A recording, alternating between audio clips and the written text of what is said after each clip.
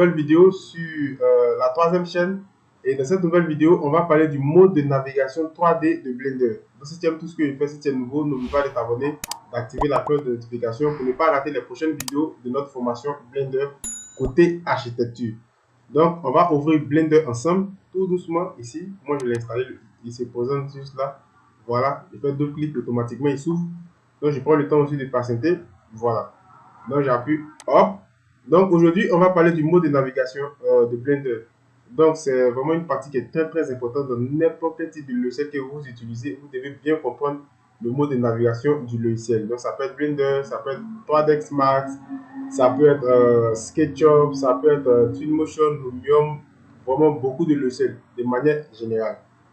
Donc au niveau du mode de navigation du Blender, la partie qui va plus nous intéresser d'abord, vous devez maîtriser les raccourcis clavier, mais vous devez comprendre les raccourcis clavier de manière générale. Même moi-même, je ne maîtrise pas les raccourcis clavier. Je connais quelques-uns, mais je ne maîtrise pas les raccourcis clavier parce qu'il y en a tellement. Mais je vais vous donner une fiche, par exemple, une fiche PDF. Lorsque, au fur et à mesure qu'on va avancer, lorsque vous regardez cette vidéo, je vais laisser cette fiche PDF dans le groupe Telegram. Voilà. Donc, pour la fiche PDF, ça concerne tout ce qui est mode de navigation 3D, tout ce qui est raccourci clavier. Voilà, en un mot. Voilà. Donc, ici, pour le mode de navigation 3D de Blender, d'abord, lorsque vous ouvrez Blender, tous ces détails, on a déjà parlé de ça, viewport, espace de travail et autres. Vous allez avoir des éléments à l'intérieur, par exemple, de Blender. Donc, moi, je vais sélectionner la caméra, la lumière. Ici, moi, je ne veux pas la caméra, je vais supprimer. Voilà, je vais supprimer. Donc, je vais aussi laisser le cube. Ou bien soit, vous pouvez laisser seulement le cube et on va utiliser seulement le cube pour faire l'explication. Donc, le mode de navigation 3D, c'est quoi? C'est la partie qui va vous permettre de pouvoir vous déplacer, faire des rotations, faire tous ces détails-là dans Blender. Donc, vous allez venir juste ici, regardez là. Vous avez, forcément, vous aurez cette partie qui va être aussi dans votre Blender. Vous voyez, lorsque je laisse, on utiliser un point de vue prédéfini, raccourci, pavé numérique 7. Ici, c'est les pavés numériques. Si tu n'as pas un pavé, si tu n'as pas une tablette, quelque chose comme ça, c'est vraiment facile pour toi de pouvoir comprendre cette partie à main. Sans la tablette, on peut aussi naviguer. Par exemple, je veux par exemple tourner sur moi en fonction de l'objet que j'ai laissé dans l'espace de travail de Blender. Donc, par exemple, vous devez comprendre, c'est-à-dire vous devez savoir que lorsque vous êtes sur Blender, la ligne rouge, regardez, la ligne rouge correspond à quel symbole ici. C'est-à-dire, est-ce que la ligne rouge c'est pour le X? Est-ce que la ligne rouge c'est pour le Y? Est-ce que la ligne rouge c'est pour le Z? Donc, c'est ce que vous devez comprendre ici. Donc, ici, vous devez savoir que le X, c'est la ligne rouge. Regardez ici. Voilà. Lorsque je vais appuyer, vous voyez qu'ici, on a, par exemple, la ligne rouge qui va se présenter juste là. C'est pour le X. Regardez. C'est le X. Vous devez savoir que la ligne verte, voilà, vous avez la ligne verte. Donc, c'est ces petits détails-là que vous devez forcément comprendre, par exemple, dans Blender. Et c'est ce qui va vous permettre de pouvoir comprendre vraiment beaucoup de choses. Donc, vous voyez que les lignes sont bien numérotées. Vous voyez, les lignes sont bel et bien numérotées. Vous avez la ligne verte, le Y, vous comprenez, la ligne rouge, le X, et la ligne bleue, le Z. Ici, bon, le Z, on ne le voit pas bien, mais si les gens qui réalisent, par exemple, tout ce qui est création de personnages 3D, on va vous parler de vue de face, vue de gauche, vue de côté, vue de droite, des trucs comme ça. Ça sera encore plus facile pour eux. Mais regardez quelque chose.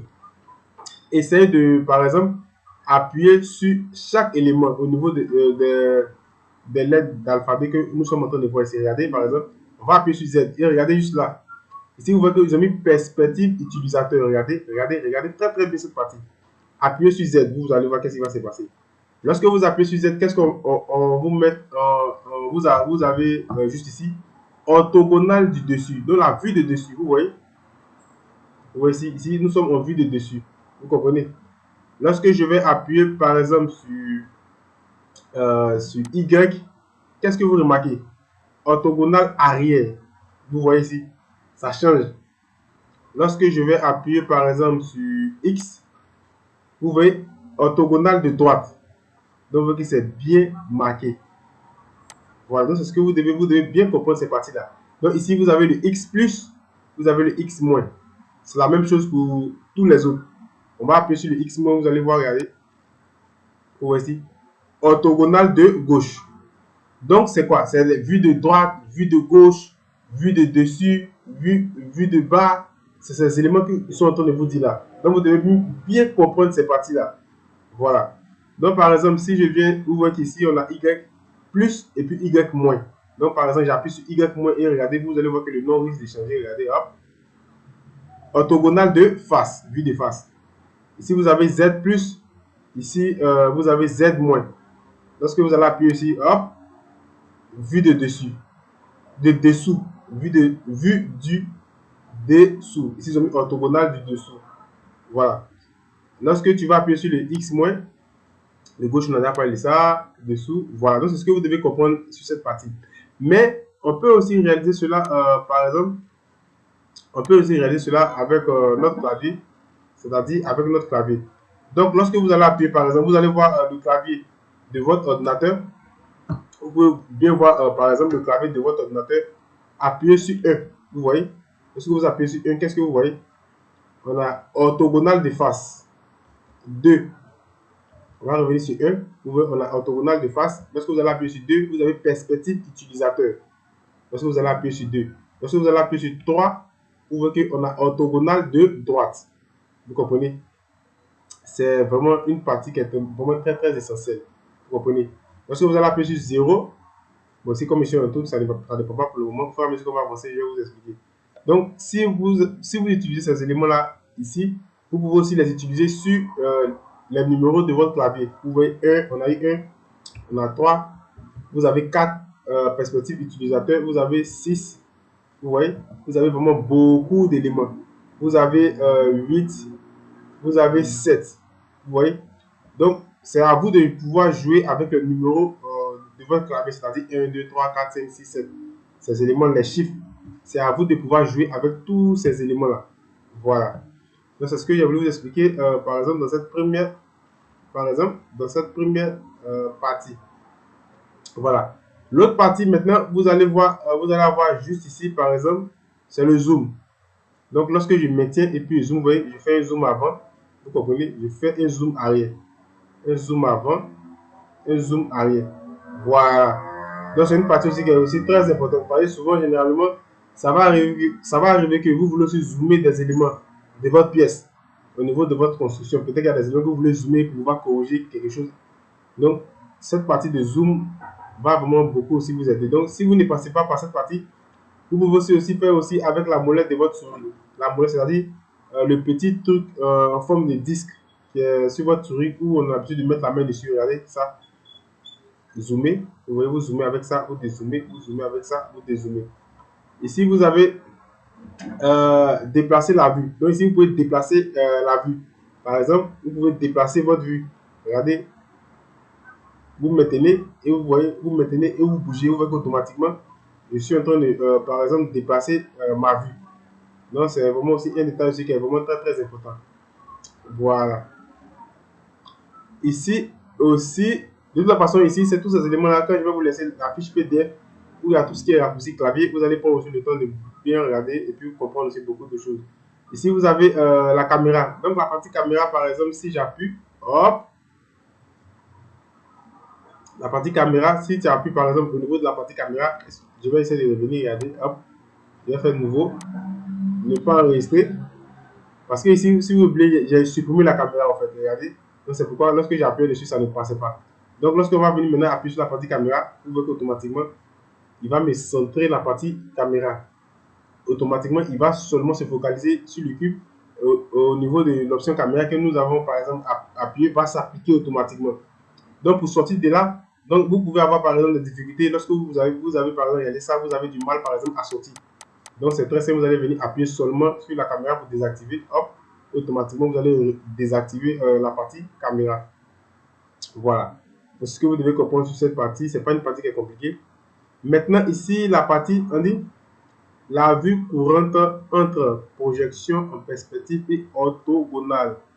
Donc, ici, c'est vraiment quelque chose qui est très très utile. Surtout pour ceux qui réalisent des personnages 3D, la création des personnages 3D où on parle de vue de face, vue d'avant, vue de. Voilà, où on parle de vraiment beaucoup de vues.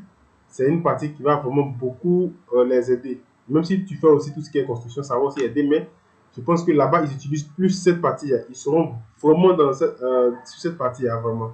Ça va vraiment beaucoup les aider. Voilà, c'est ce que vous devez comprendre sur ça. Vous voyez ici, c'est des vues. Ici, vous voyez que lorsque il fait comme ça, vous voyez que le cube est un peu déformé. Regardez par exemple, lorsqu'il revient, ici, cette partie, quand vous voyez que le cube ici, il est un peu déformé. Regardez. Voilà.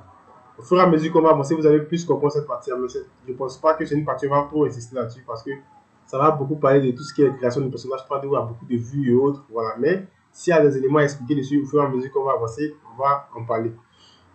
Voilà. Donc, regardez ceci encore. On va passer sur quelques étapes que j'ai voulu aussi vous expliquer. Par exemple, ici, par exemple, si vous voulez pivoter sur votre élément, par exemple, vous voulez pivoter, c'est-à-dire vous voulez pivoter autour de l'élément, vous appuyez 6. Appuyez 6 de votre clavier, la touche 6, numéro 6.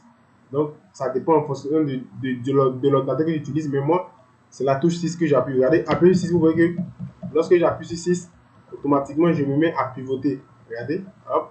Et puis, remarquez quelque chose, lorsque j'appuie sur 6, regardez ici aussi.